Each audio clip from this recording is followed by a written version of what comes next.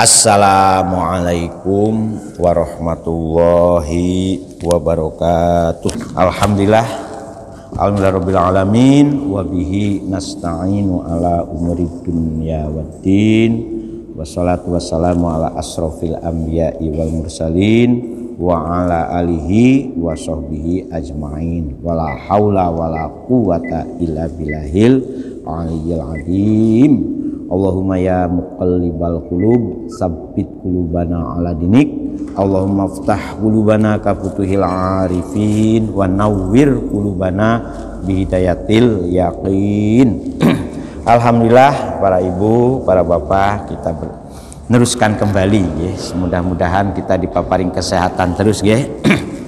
Paring kesehatan. Mudah-mudahan kita diparing rizki istiqomah.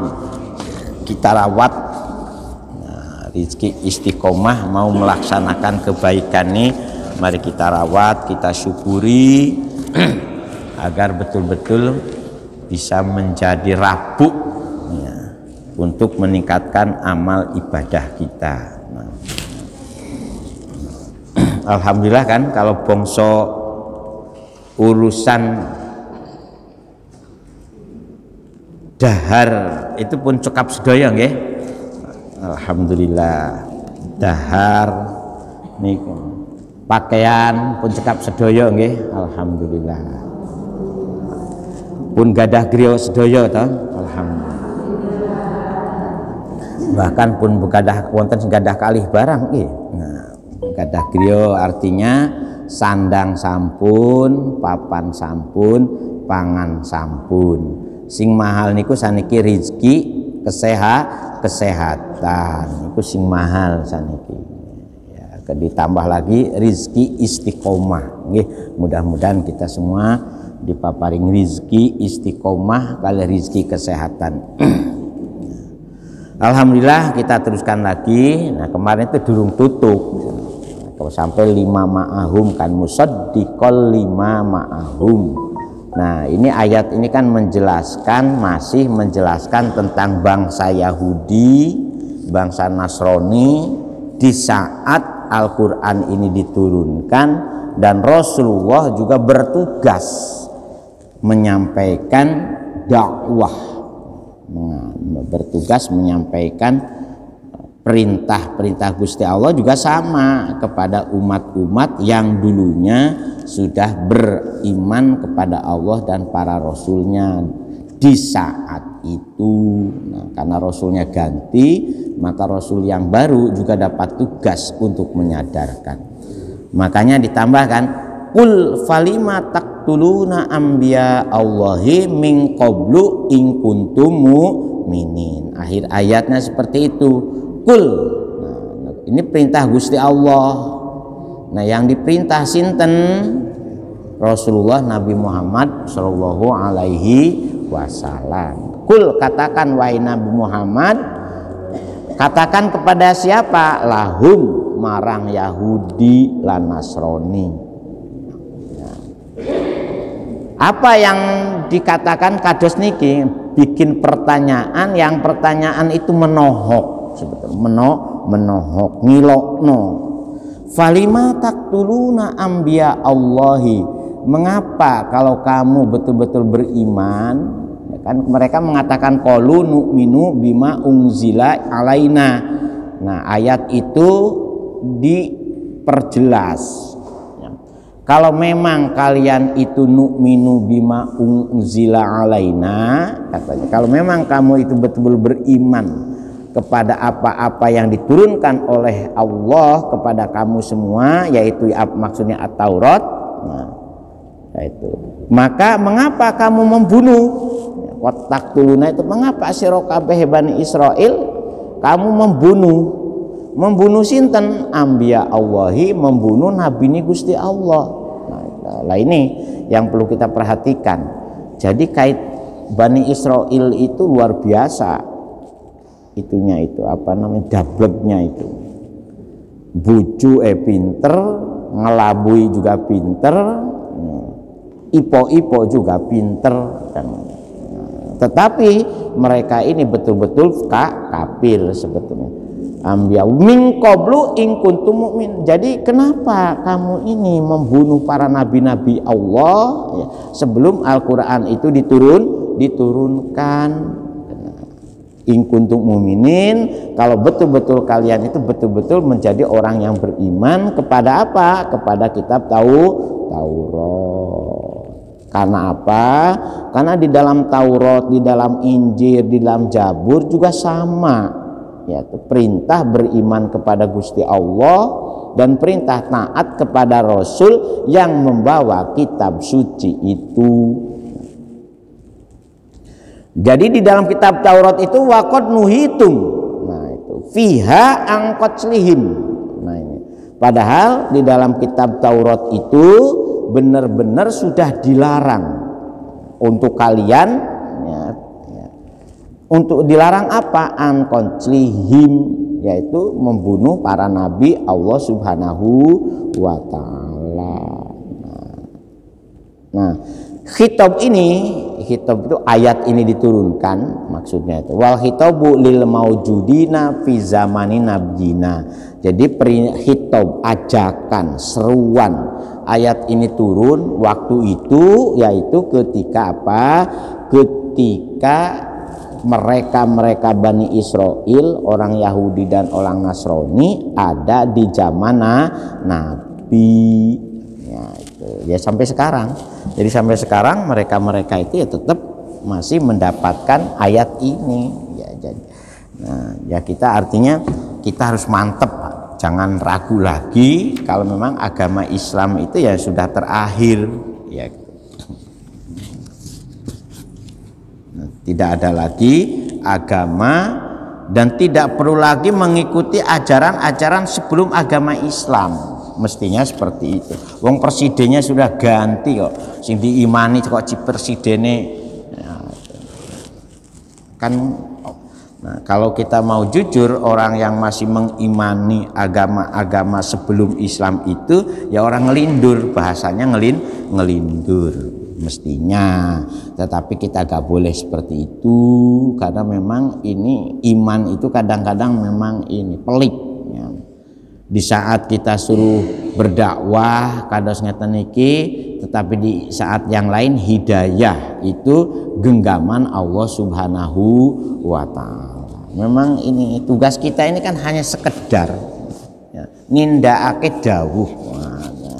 Perkara sing nyembadani kali sing mengabulkan itu kersane Gusti Allah. Nah makanya di ini lagi ini diweleh-weleh akan malih ya, diweleh-weleh kan diilokno malih. Nah, walaqad ja'akum Musa bil bayinat. Qad itu wala dan qad lagi. Jadi kalau dalam bahasa Arab itu adalah itu artinya sungguh, qad juga sungguh. Kenapa diartikan sungguh? Karena ja'a itu fi'il madi. Nah, kalau qad masuk ke fi'il madi itu artinya sungguh-sungguh. Nah, ada 3 sungguhnya itu. Qad itu artinya sungguh-sungguh, ditambah la lagi sungguh. Makanya diartikan demi sungguh-sungguh. Nah, itu. Nun sewu nggih, bismillahirrahmanirrahim. Ini gini mati dulu biar tenggorokannya logor, Bu. Alhamdulillah, ngapunten bapak-bapak nggih. Nah ini alhamdulillah. Walaqad talan teman-teman wis tumeka. Jaa itu tumeka. Kum ing sira kabeh. Nah memang kumnya ini Bani Israil. Walaqad ja'akum Musa, walaqad ja'alan teman-teman kum ing sira kabeh sinten Musa, Nabi Musa. Nabi Musa itu datang kepada mereka, diutus maksudnya ya. Ja'a itu artinya diutus kepada mereka Bani Israel bil bayinati, dengan membawa penjelasan. Nah, di sini bayinat itu bisa diartikan juga bil mu'jizati, dengan membawa mukjizat. Nah, ini perlu ini juga.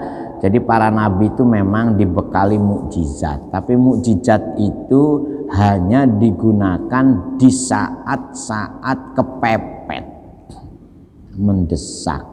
Ya. Jadi para nabi itu diberi keistimewaan namanya mukjizat. Para waliullah diberi keistimewaan namanya karomah. Orang mukmin diberi keistimewaan namanya ma'unah. Itu sama, pertolongan ujug-ujug dari Allah Subhanahu wa ta'ala. Ujug-ujug, saya yakin kalau panjenengan saestu jadi orang yang beriman, ada blessing, bahasa Maduranya itu blessing. Ada sesuatu yang memberikan pertolongan di luar nalar, di luar nalar. Mukjizat itu di luar nalar. Nah, kebalikan mukjizat itu sihir. Jadi ada sihir juga ada, Bu. Jangan apa. Jadi kita gak bisa mengingkari bahwa sihir itu ada, karena dalam Al-Quran sendiri memberikan penjelasan ada mukjizat, ada sihir. Kalau mukjizat itu dari Allah Subhanahu wa ta'ala, kalau sihir itu bangsa iblis, bangsa jin, bangsa setan. Makanya kalau ada, dan sama-sama bagi orang awam sepertinya membedakannya itu ini apa, tipis sekali. Jadi ada keanehan, keajaiban. Mukjizat, ijaz itu daya pelemah. Jadi untuk bisa mengalahkan, jadi kalau dalam bahasa yang lebih kerennya itu bisa ngewalati, kualat. Nah, kan ada istilah kualat tuh nggih. Iduh geni. Wah, pernah dengar lah nggih, Bu? Iduh geni. Mandi tuan. Bismillahirrahmanirrahim. Nah, mukjizat Nabi Musa itu dengan apa Gusti Allah memberikan mukjizat kepada Nabi Musa? Kal aso, kan sudah dulu tuh tongkat. Tongkat itu loh, ketika belum ada perintah idrib, itu gak ada artinya apa-apa tongkat yang dibawa Nabi Musa itu. Nabi Musa bawa tongkat. Ketika ada keadaan mendesak, kan ada beberapa kasus, Bu, mendesaknya itu ada berapa? Yang ingat ayo, Bu? Ayat 1 sebelumnya itu, satu apa? Membelah lautan, ya kan? Itu dengan tongkatnya pukullah, maka terbelahlah lautnya. Terus yang kedua, ketika orang Bani Israel ngemis minta minum, ya kan? Ya, kan ayat sebelumnya tuh. Pukullah batu itu, maka memancarlah 12 mata air. Wah, itu tongkatnya aja. Yang ketiga itu ulo itu ular, ulo. Nah, ulonya Nabi Musa dengan ulonya tukang sihir. Nah, itu kalau aso kayak tongkat, jadi tongkatnya wal yad, yaitu wal falakil bahri, ini penjelasannya, memecahlah laut. Itu mukjizat, contoh-contoh mukjizat dari Nabi Musa. Rasulullah Nabi Muhammad juga banyak mukjizatnya, Bu. Ya. Nabi. Jadi semua nabi dan rasul itu semuanya dapat mukjizat. Kayak Nabi Ibrahim dibakar tidak panas. Justru ayatnya kul ya naru kuni bardan wasalama. Bayangkan api yang menyala-nyala itu, ya. Kalau Gusti Allah menghendaki api itu dingin, ya dingin. Bardan tidak dingin saja, tetapi wasalama, menyelamatkan. Kalau Gusti Allah kuasa, nggak ada yang tidak mungkin dan tidak ada yang tidak. Jadi yang mustahil itu bagi Allah tidak ada. Karena Gusti Allah ini maha suci dari sifat-sifat mustahil. Makanya panjenengan yakin mawon. Ujug-ujug itu ada.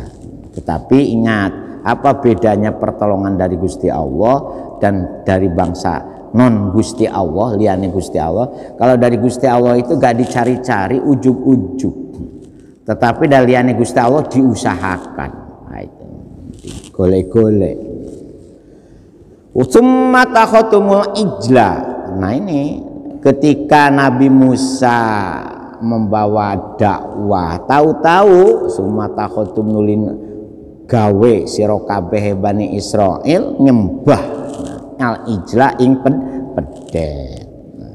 Akibat nyembah pedet itu akhirnya muncul apa? Turunlah hukuman untuk membunuh diri mereka.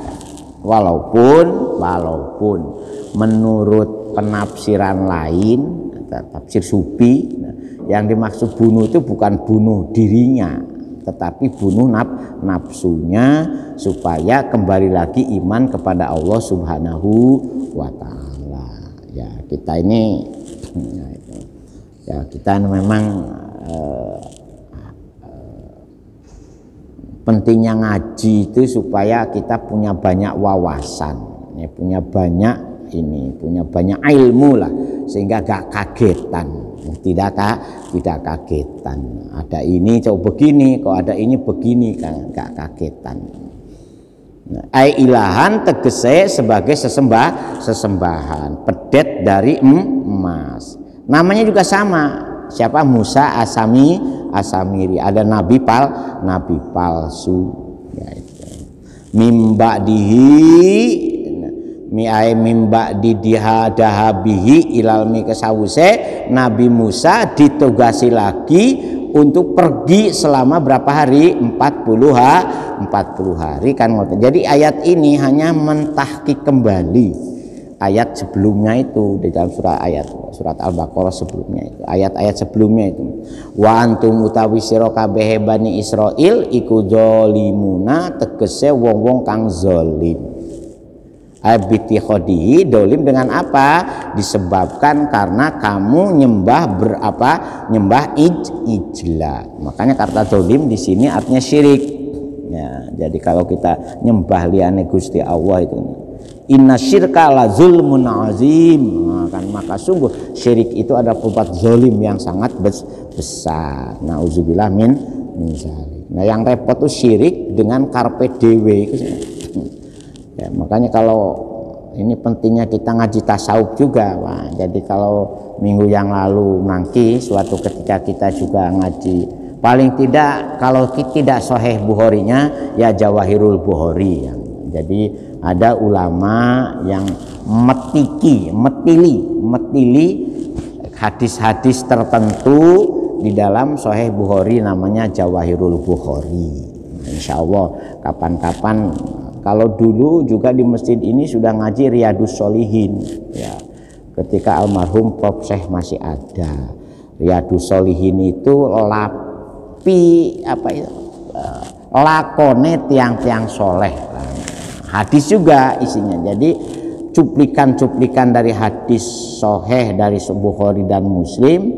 Nah, kemudian dipilihi ya, dicuplik hal-hal yang terkait dengan upaya mendidik agar kita itu jadi orang-orang soleh, maka dicuili hadisnya itu, dikumpulkan dengan nama kitab namanya Riyadus Sholihin. Sama dengan Al-Azkar Nawawi ya, kenapa kita juga suruh membaca kitab Al-Azkar Nawawi?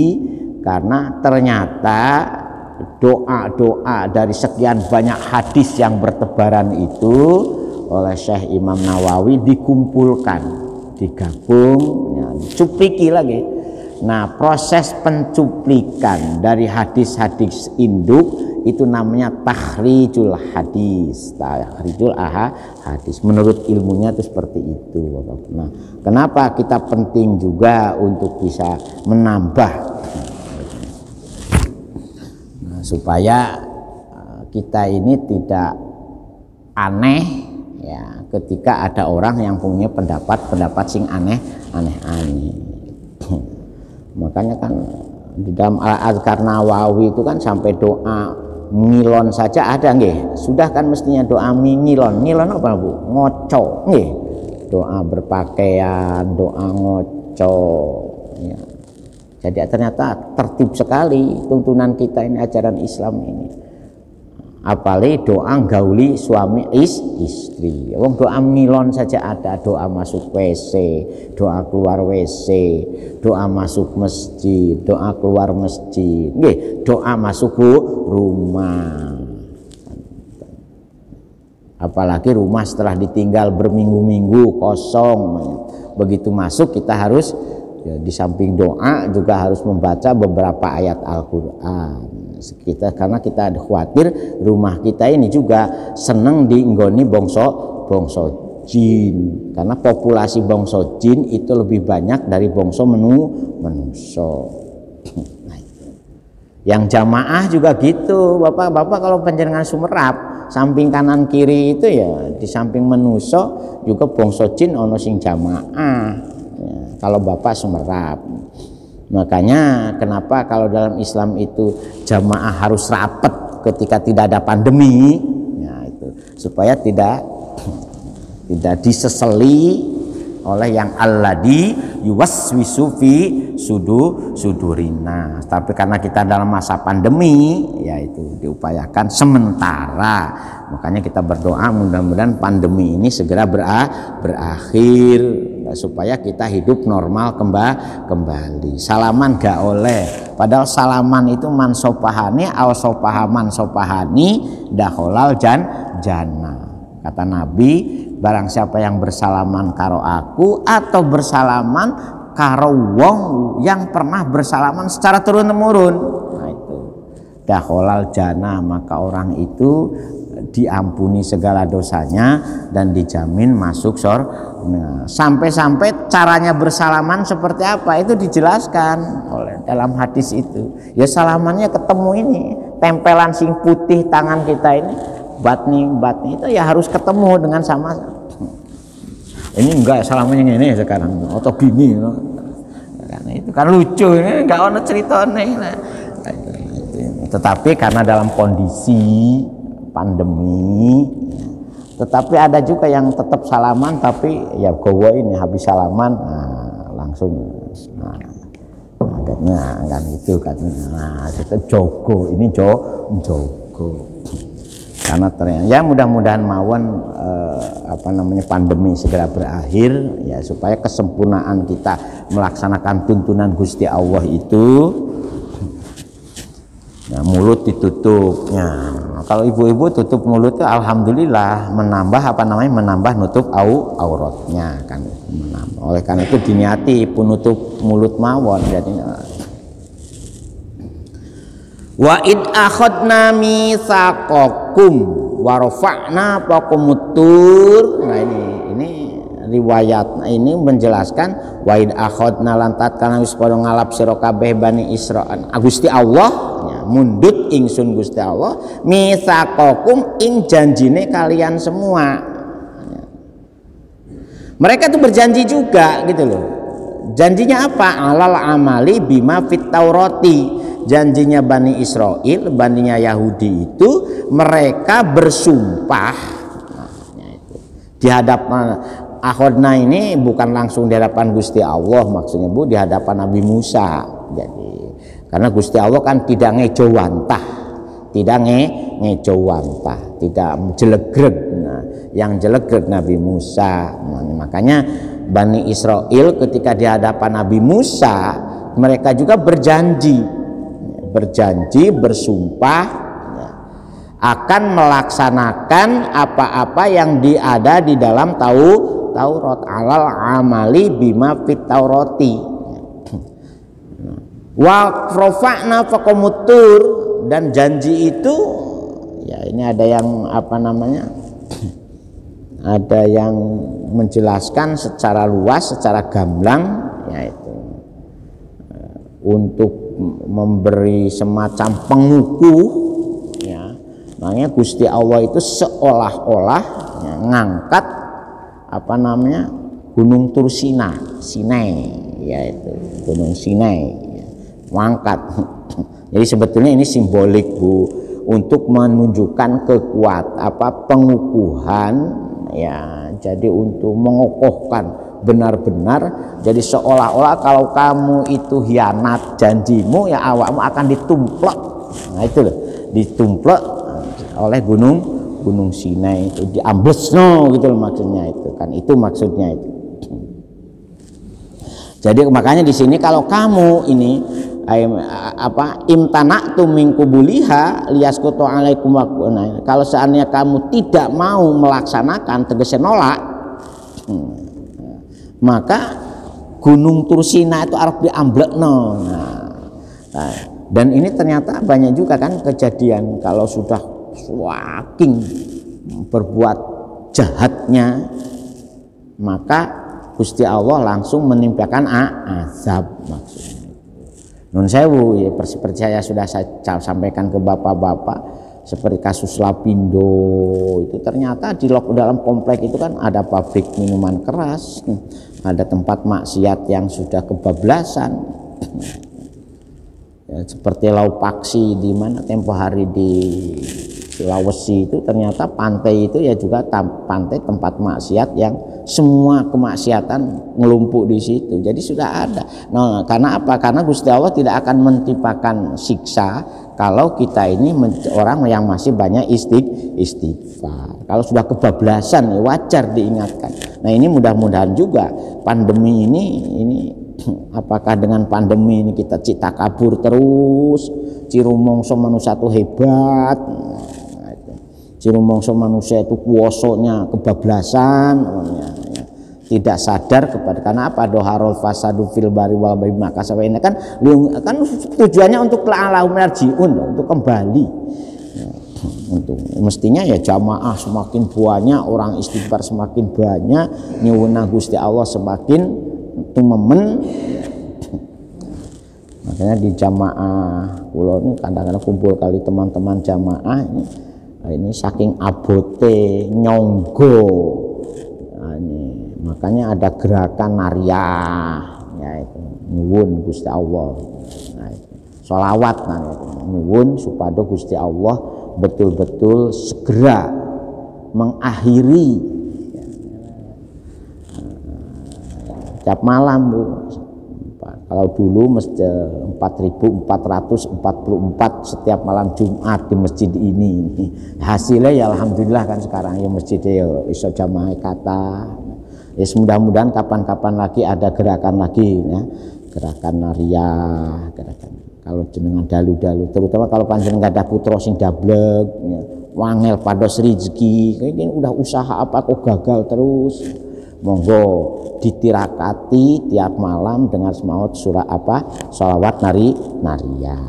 Jadi Syekh Maulana Maghrib pertama kali itu dan itu juga ketika umat Islam kondisinya 3 hal waktu itu. Pertama perang salib, yang kedua ekonominya banyak yang terpuruk, yang ketiga kemaksiatan merajalela. Jadi semangat. Makanya Syekh Maulana Maghrib angsal pituduh untuk maos sholawat nariyah. Khudu ma atainakum biquwah namanya. Khudu ngalapo sira kabeh Bani Israil ma maksudnya ing Taurat atama itu. Ataina ata itu yang sudah kula paringaken. Nah, paringi karena Gusti Allah ya bahasanya paring ya Gusti Allah. Tak wis tak kekno nang awakmu ya mosok ngoten kan boten pantes nggih. Kum ing sira kabeh Bani Israil biquwah dengan sungguh-sungguh dengan ay bijiddin wajtihadin dengan tumemen. Nah sama kita dengan Al-Qur'an juga mestinya kita dengan Al-Qur'an itu harus betul-betul genggamannya itu harus tumemennya. Wong Bani Israil aja ditugasi untuk berpegang teguh kepada Taurat itu dengan kuwah, apalagi kita di mana Al-Qur'an itu segalanya. Untuk dapat jodoh ya maos Qur'an. Kalau gak percaya monggo nggih bapak-bapak sing jodohe angel anake ya ditirakati dengan surat apa surat Yusuf, apa surat Ar-Rahman, dan surat Yusuf itu ada ayat mahabbah, ayat pelet. Jadi perpeletan dalam Al-Quran juga ada Bu, jangan khawatir. Kalau bapak perpeletan ini bukan ini pelet, gak usah cari ini pelet. Alhamdulillah untuk obat sakit apa saja yuk ada ya. Wa nunazzilu minal Qur'an ma huwa syifa wa rahmah itu yang sebagainya. Bahkan sifanya tuh bisa sifat bapak penyakit sing bongso halus, bongso santet itu ya penawarnya Al-Qur'an Bu. Ya, pun pados sing angel-angel. Nah, dengan adanya manfaat dari Al-Qur'an baik yang bersifat bagaimana kita noto dunya yang supaya bisa tercapai baldatun thayyibatun warabun ghafur, juga noto ati dan noto kehidupan dan penghidupan, bukan hanya kehidupan, noto penghidupan, noto cari rezeki yang betul-betul bisa memberi barokah ya pedomane Al-Qur'an halalan. Wah itu ngatos cerita sih ngoten. Jadi bikuwah itu perintahnya Gusti Allah kepada Bani Israel, kalau memang kamu betul-betul beriman. Sebab kalau kamu tidak mau beriman ya hati-hati loh, di wali no gunung Sinai. Oleh karena itu harus dipegang teguh dengan sungguh wasmau. Nah cuman sayang qalu sami'na wa asoina, sayangnya di situ wasmaulan padha ngrumukaken sira kabeh aima ing napa mawon tuk maruna kang wis den perintahaken ing dalam kitab Taurat tadi ya itu kepada kalian, tapi dengan apa wasmaunya? Dengan sama'a qabulin, mendengar dan menerima. Jadi dulu juga begitu ya, sama juga dengan sekarang. Banyak juga orang yang mendengarkan ayat Al-Quran ternyata tambah ini, bukan tambah beriman tapi tambah loro atine. Dalam surat Al-Baqarah juga kan, pajada mullahu marodo. Itu kalau apa? Kalau kita mendengarnya tidak sama aqobulin, tidak mendengar dan menerima. Qalu moko padha ngucap sapa si Bani Israil, si Yahudi, sami'na, yo aku ngrungokno, mendengarkan kaulaka ing apa sing disampaikan oleh Nabi Musa itu ing dawuh panjenengan. Tetapi wa asoina ya, tidak sami'na wa atona, tetapi sami'na wa asyawara. Bahkan wa usribu fi qulubihim, bahkan di dalam hatinya justru mencampur ya, mencampur apa? Mencampur keimanannya dengan apa? Dengan kesyirikan. Nah ini hati-hati loh Bunda ini. Jadi walaupun ayat ini bercerita tentang bagaimana atine wong Yahudi, wong Nasrani, di mana jangan-jangan hati kita juga begitu. Nun sewu nggih, nun sewu ini kadang bukan nakut-nakuti, termasuk ukurannya ikhlas. Nah, ukurannya ikhlas itu ibadah apa yang kita lakukan tidak ada pamrihnya. Makanya kalau ada yang masih ada pamrih bongso dunyo dan pamrih bongso akhirat, ini berat. Pamrih bongso dunyo itu kalau kita, makanya kalau panjenengan berdoa, ibu-ibu, bapak-bapak pun ngantos target dari apa yang kita minta. Jadi kita berdoa itu karena kita melaksanakan perintah untuk berdoa. Jadi niatnya ini perkara Gusti Allah ngabulkane kapan, ojo mentarget. Nah kalau mentarget pojo karo dikte Gusti Allah kok didikte. Nah ini juga artinya untuk belajar membersihkan hati-hati kita agar tidak termasuk ini, tidak termasuk wa usribu fi qulubihim mul ijla. Wa usribu itu nyampur, artinya di sini itu bukan ngumbe, memang sarobes itu ngumbe, tapi wa usribu landen nyampur, campur. Keimanan kita ini antara ikhlas, antara riya, antara syirik itu kadang-kadang kalau gak ngerti bongso coro ngopeni ati itu kadang-kadang ini di kita ini apa bercampur aduk. Ay kholato tegese nyampur, hubbuhu qulubahum, campur apa hubu demene ya ing ati dengan mene Yahudi ini ya nyampur di hatinya itu qulubahum ing atine sing bangsa Yahudi kama yukhalitu syarabnya. Kenapa diartikan usribu? Ini gambarannya seperti orang mencampur minuman kan betul. Ini ada berapa macam ini teh ini kan, satu air putih mendidih ya kan, dicemplungno teh, bismillahirrahmanirrahim. Alhamdulillah, ini tehnya ini tongji apa ya, rasanya tongji. Saya rodo hafal kok rasa teh itu. Jadi ada tongji, ada ada bandulan. Kalau bandulan itu harus dicem dulu kalau ini. Jadi insya Allah Bu, itu kalau suruh tester teh mau jenis opo, kalau dijejer mungkin saya bisa membedakan minimal 3 jenis lah.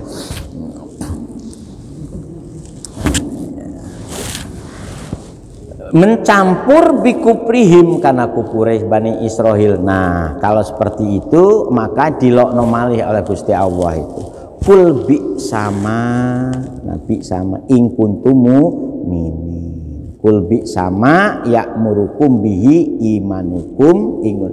No, dengan kelakuanmu kaya ngono he Bani Israil jarene kamu bersumpah akan taat dengan sungguh-sungguh, tetapi samina wa asoina, bahkan wa usribu fi qulubihimul ijla, bahkan kamu mencampur di dalam keimanan hatimu dengan tidak murni beriman kepada Gusti Allah karena mempercayai namanya pedet. Ada juga nun sewu nggih, kenapa saya juga sedikit ngutip pendapat orang tasawuf, ya kadang-kadang orang tasawuf memperjuga ijla itu memang gambarannya itu pedet soko emas, tetapi diambil ininya, diambil kata umumnya, dicampur dengan urusan kepuasan bangsa dunia, karena emas itu kan simbol kepuasan bangsa dunia kan itu. Makanya kholatu fil qulub itu memang, makanya doakan Allahumma ya muqallibal qulub sabbit qulubana ala dini waftah qulubana kafutuhil arifin. Rasulullah doa yang paling dianjurkan setiap saat, Allahumma sabbit qalbi itu Gusti mugi panjenengan netep akan ati kula. Karena kenapa dikatakan hati? Katanya Imam Syafi'i wa masuamel qabu ilama yataqalabu. Dikatakan kulub itu karena selalu berbolak-baliknya itu. Ngene ngono. Makanya Sunan Bonang duwe kenong ngono ngene terakhir namanya gong. Nah, kamu harus nyemplung, ojo ngono ngene ae. Masuklah ke Maha Agung. Makanya dari kenong itu kan kecil-kecil, ada gong besar. Itu kan peralatan musik gamelan ya yang dirancang oleh Sunan Bonang dan Sunan Kalijogo. Ceritanya kan ngoten. Nyemplung nang Maha Agung. Nah, kalau sudah nyemplung nang Maha Agung, insya Allah semuanya akan selesai kan. Tidak ini. Bi sama Allah banget. Nah ini kul katakan wahai Nabi Muhammad lahum maring Yahudi, bi sama dengan kelakuanmu kaya ngono, dengan tekad dan desain pikiran dan hatimu seperti itu, nah, yaitu bi sama Allah banget, jelek sekali, rusak sekali. Sebelumnya juga kan ada kata-kata bi sama kan. Ya murukum bihi imanukum. Karena apa? Karena diperintahkan iman kepada Tauratnya.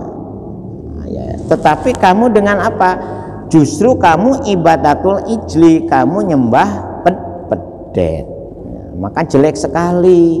Diperintah iman kepada Gusti Allah, tetapi kamu beriman justru kepada sesembahan palsu. In kuntum mukminin, yen talamun ono sira kabeh Bani Israil iku mukminina, teman-teman jadi orang yang beriman. Ngoten serius nggih. Nah ini atos-atos Bu, memang ayat ini sepertinya menjelaskan seperti apa watuk wahinya bangsa Yahudi, karakter perilakunya seperti apa, karakter hatinya seperti apa. Tapi ingat, ayat ini juga untuk kita semua ya, bukan kalau begitu ayat ini hanya untuk orang Bani Israil, tidak. Nah, Makanya kata-kata in kuntum ya, kalau menurut pendekatan yang ditafsir-tafsir yang menjelaskan, nah itu memang betul ceritanya kepada Bani Israel, tapi justru ayat ini juga untuk kita semua. Maka kitanya harus waspada juga. Rusak, jelek sekali kalau kita masih mencampur adukan iman kita tidak betul-betul la ilaha illallah. Dan kita gak kroso, ngapunten, ini bukan ini. Kadang-kadang kita gak kroso. Dengan contohnya, dengan kita bermimpi, ya apa hidup itu ya, di surga. Padahal yang punya surga itu Gusti Allah. Kita melalikan yang punya, tetapi berharap sesuatu yang ya. Jadi kita memang betul kita supaya selamat di akhirat, masuk surga umumnya. Tetapi ingat, ketika masuk surga itu atas izin pemiliknya. Jangan sampai jangan gosok. Masuk surga tidak diizini oleh Gusti Allah. Makanya Robiatul Adawiyah, seorang ulama perempuan, dia lebih baik masuk neraka dengan ridho Gusti Allah daripada masuk surga dengan bendu dari Gusti Allah. Isin. Nah, kadang-kadang kita ini mosok panjenengan bertamu, yang dikepingini suguhane apa ketemu tuan rumahnya dulu, ketemu tuan rumahnya. Yaitu disitulah kenapa kita mengatakan inna sholati wa nusuki wa mahyaya wa mamati lillahi rabbil alamin. Supaya lillahnya ini dulu, perkara nanti setelah Gusti Allah mempersilahkan kita memberi apa, alhamdulillah. Jangan dibalik, kepingin masuk surga lupa dengan Gusti Allah. Sama dengan jenengan mau bertamu ingin suguhannya lupa ketemu tuan rumahnya, akhirnya dianggap nyolong. Kan ngoten nggih. Nauzubillah min zalik. Ngoten bapak-bapak. Masuk neraka juga begitu. Pun takut panjenengan masuk neraka. Neraka itu siksa. Ya betul, tapi siksa ini kan ada yang punya, ada penjaganya. Kalau yang punya neraka dengan penjaga neraka tidak ngizini, ya makanya kita ini sebesar apapun dosa yang pernah kita lakukan, malam yoghargir, selama kita belum sakaratul maut, masih ada harapan untuk diampuni oleh Gusti Allah. Makanya kan ada hadis itu, inamal amalu biniyat wa inamal likulli, dan terusnya hadis itu udah rada dawa, cuman kadang-kadang kita hanya mendengarnya inamal amalu biniyat wa inamal likulli imri'in manawa. Terusannya pamangkana hijratuhu ilallah. Jadi kalau dalam terusannya hadis itu ada orang tuh amaliyahnya ahli surga, ahli semuanya, dia melaksanakan sholat malam, hafal Quran, macam-macam. Tetapi detik-detik menjelang wafatnya itu tahu-tahu dia kategorinya kufur gara-gara dia punya sifat takabur. Makanya inamal a'malu niat itu di akhir hadis yang panjang itu hubungannya dengan kalau masih ada sifat takabur sedikit pun, sebaik apapun amal kita itu bisa merusak, akhirnya jadilah. Tetapi sebaliknya, nah, orang ini koyo-koyo ahli neraka, bedugal, pokoknya mabuk-mabukan, zina, macam-macam pernah dilakukan semua. Tetapi akhir hayatnya oleh Gusti Allah ditakdirkan menjadi orang yang husnul khotimah. Ngoten. Makanya kan ada hadis loh, ada yang pernah sering juga mungkin panjenengan dengar, ada gara-gara memberi minum anjing masuk surga itu kan. Ada juga gara-gara nyiksa kucing masuk neraka.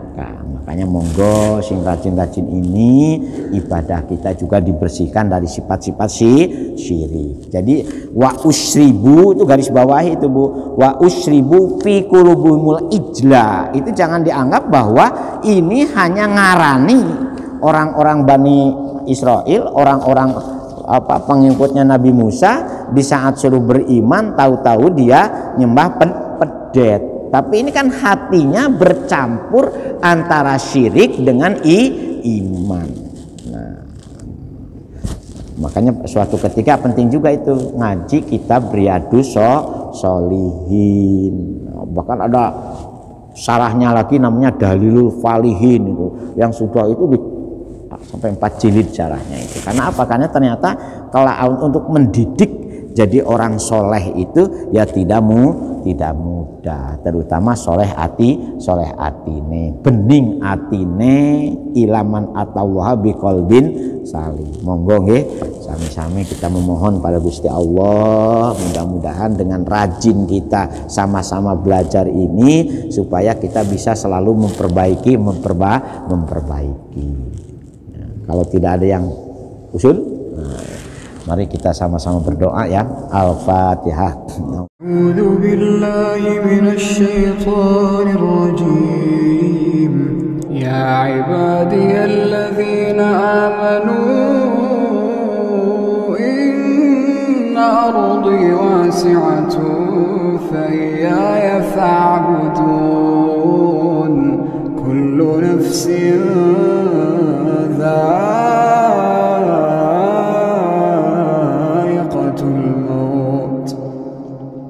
كل نفس